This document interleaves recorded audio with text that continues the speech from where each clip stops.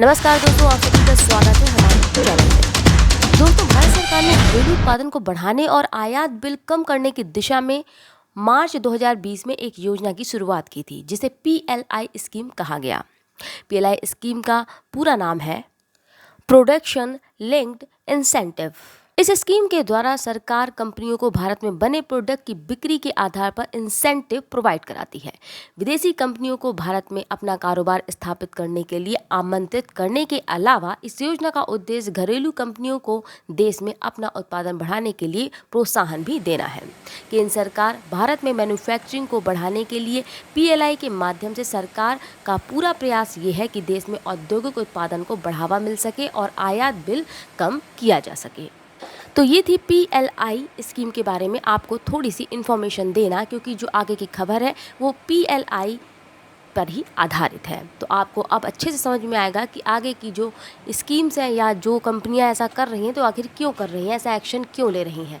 दरअसल दोस्तों, हाल ही में कई खबरें हैं जिनमें पीएलआई चर्चा में है, जैसे एप्पल जैसी टेक कंपनियां जो चीन के अलावा दूसरे देशों में मैन्युफैक्चर करना चाहती थी, तो इस स्कीम से जुड़कर भारत में अपने मैन्युफैक्चर को बढ़ावा दे रही हैं। और इसी खबर के हिसाब से ये भी आयास लगाए जा रहे हैं कि भारत 2030 तक सबसे बड़ा मोबाइल निर्माता देश के रूप में उभर सकता है। तो ये तो आने वाला वक्त ही बताएगा।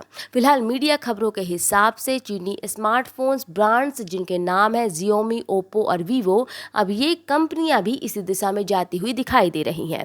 अब ये कंपनियां खुद मेड इन इंडिया स्मार्टफोन को दूसरे मार्केट में निर्यात कर सकती हैं, जिसके लिए ये पहले तैयार नहीं थी। आपको बता दें, इससे पहले कभी ऐसा नहीं हुआ है कि जब चीनी कंपनियां ग्लोबल प्रोडक्शन वॉल्यूम को भारत के साथ बांटेंगी।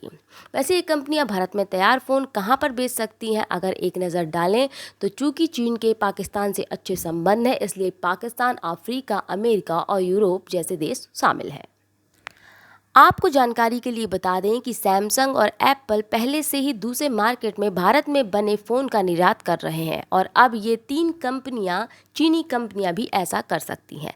सरकार की प्रोडक्शन लिंक्ड इंसेंटिव स्कीम से जुड़कर ऐसा करेंगी। पीएलआई इस स्कीम से लोकल मैन्युफैक्चरिंग करने वाली कंपनियों को और ज़्यादा फ़ायदा देती है।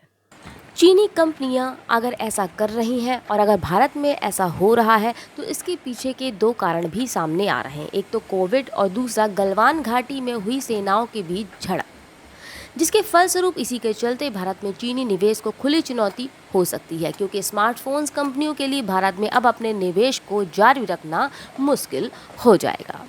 तो दोस्तों, अब स्मार्टफोन्स कंपनियों के लिए भारत में अब अपने निवेश को जारी रखना मुश्किल हो सकता है। फिलहाल इस खबर में इतना ही। और खबर के लिए जुड़े रहिए हमारे चैनल एंड वर्ल्ड से, हमारे लाइव न्यूज़ से। फिर मिलेंगे नई खबरों, नए खोज के साथ। नमस्कार।